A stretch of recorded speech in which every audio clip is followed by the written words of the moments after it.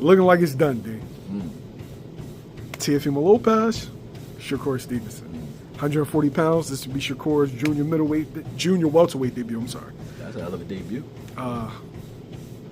Shakur's been looking for a marquee name. He had the Oscar Valdez fight, great name, but as far as star power, he didn't have it as whereas a Teofimo Lopez. What you think of him? I look at Teofimo a lot like Yard when I say as far as like he's a front runner. I mean, the first couple rounds, Teofimo is hella dangerous. You know what I'm saying? He's explosive, but he struggles against boxers who can, you know, carry him the distance and give him angles and give him trouble, right? Which Shakur can do. But when I watched this, I think it was this Abeda fight. Shakur got hit clean. He been getting hit clean, but he just ate the joint. But he got hit clean. I'm looking at him like if I'm Teofimo, the reason I took that fight is because I say if I get in the same positions or I can get to those spots where I can hit Shakur clean, can Teofimo hurt Shakur with one shot? Can you hurt him clean? He hasn't been a killer, as much of a killer at 140, and after Kambosos, he hasn't been the same in my opinion. But he's still explosive and still dangerous in the first 7 rounds. You know what I'm saying? First 8 rounds. So I think it's a good fight. I like the fight actually because of that. Teofimo got the explosive punching power on his side and good athleticism, and Shakur has superior boxing IQ, good range, good distance. So it's great. It's good boxer versus good athlete at this point. So I like the fight. I don't say it's 50-50. I say it's 60-40 Shakur.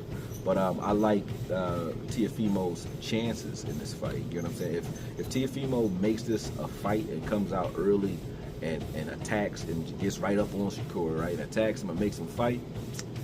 I mean, it's gonna be one of two things. Either you're gonna see what's his name, the Jesus, or what's his name, the guy that he fought. De Los Santos. You're gonna see De Los Santos Part 2, and he's just gonna get on his bicycle, which we don't want to see. Or he gonna have to fight, and I think Teofimo is a guy that can make Shakur fight because he can cut off the ring well enough. You know what I'm saying? I think he can stay with him well enough where he can turn this into a fight, and it'll be exciting for him if he does. I think Shakur, like a lot of fighters, he needs this name in order to silence a lot of the naysayers. Because people talk a lot of shit about Shakur, especially after the De Los Santos fight. I don't think, the Zabeda fight took it off of him, even though they tried to make it seem like, it should be off him at this point. I don't think that fight was the one. I think Teofimo is a name that will shed everybody up if Shakur can go dominate him. My beef with that is, you mentioned it with the boots. It seemed like the onus is on guys that we deem to be the potential faces of boxing. Yep. So all of these guys are around the same. Shakur, Teo, Boots, Virgil, they're all around the same level. But the onus is on Shakur. The onus is on Devin. The onus is on Boots. The onus is on certain dudes. David Benavidez. I put Boots in a different stratosphere. Yeah, but I'm just saying. Not even talent-wise. I'm not talking about talent. I'm talking about when you say the onus, right? The difference is, even when Boots is not fighting those top names, he is decapitating people when he's fighting. So it's like, you're going to get some excitement even when he's fighting. Shakur is dominating guys, but he's doing it in 12 rounds and stylistically, like with his IQ. It's not as entertaining. You know what I'm saying? Yeah. Devin Haney's struggling here, dominant here, struggle here, dominant. You know what I'm saying? But he has the names on his side, so I don't even think Devin Haney's waiting for a name. He has enough names to beat a guy. I still feel like the onus is on. It's all about who they're going to fight. If they're not fighting this dude, no, they should be fighting this guy. Whereas though other people can take softer touches or lesser known names and won't get criticism because the expectations are different. Yeah, but because they already met the expectation though. You know what I'm saying? No, well, you said they've met fought somebody that shuts that up. You know what I mean? I can't say that. Who?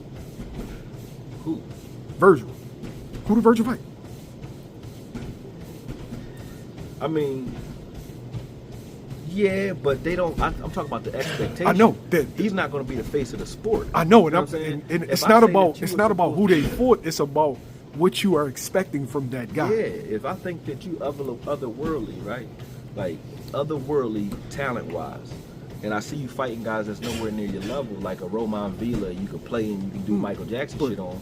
I look at that as like, okay, that's Valdez. dope. I know Valdez was a two the strip club. I know. He said, do it on the pole. Yeah. That's it. Can you? Valdez was a 2-division champion. He was 30-0. Yeah. Yeah. So, and he washed it. Yeah. But still, there are But he questions. didn't follow it up with nothing. Still, there are questions. Since he did that, what's it been? Questions.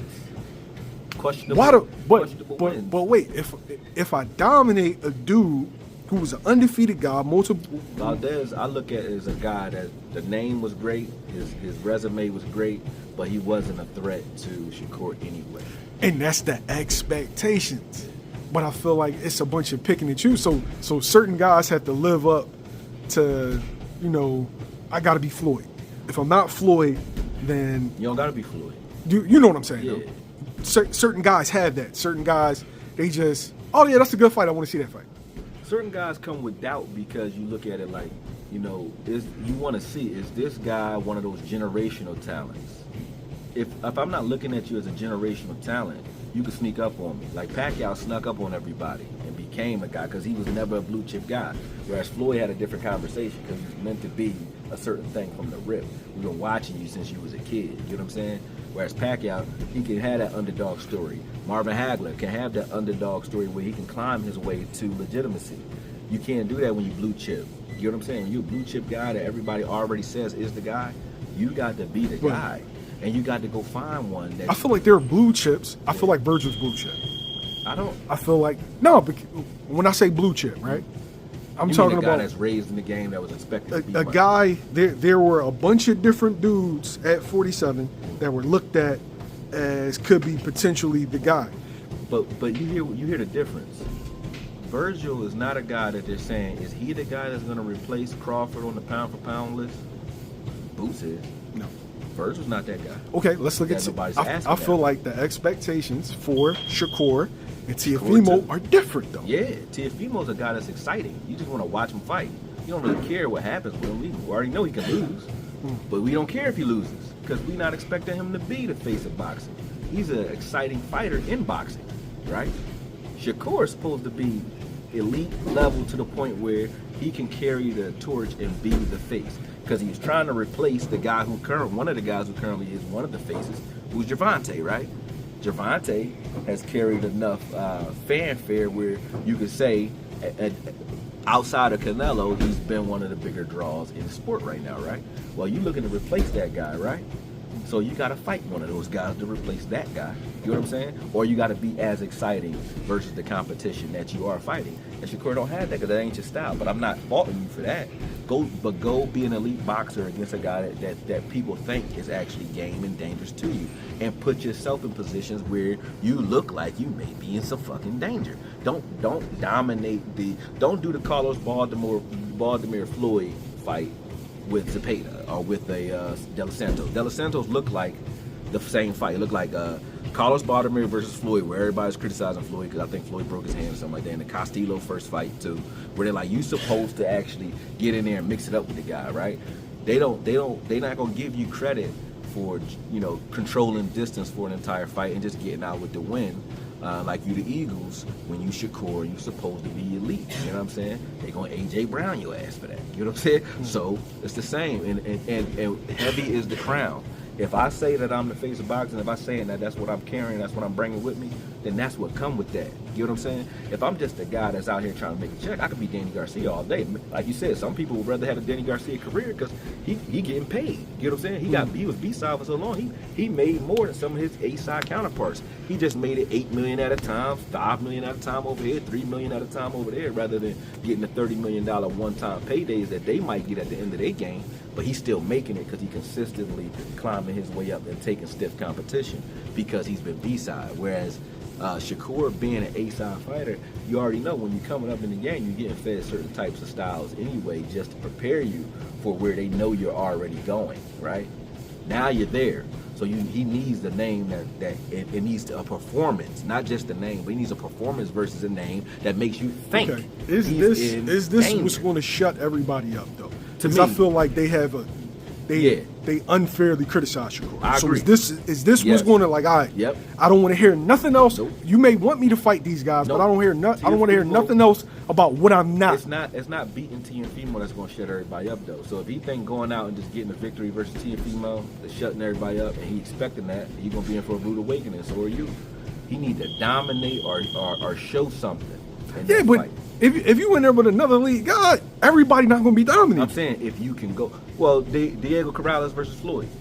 Yeah. Floyd went in there and beat the shit out of him, right? You couldn't say nothing else about him. Sub 147. I feel you, but Hagler Hearns wasn't a domination. Ray Leonard versus Hearns wasn't a domination. Roberto Duran versus Leonard wasn't a Teofimo domination. ain't a Ray Leonard Hearn. That's two greats fighting each other. He's Teofimo- supposed to be, right? I don't think so. How you do that? You got outboxed by Cambosos like it wasn't nothing. I can't look at you like that. You're not that.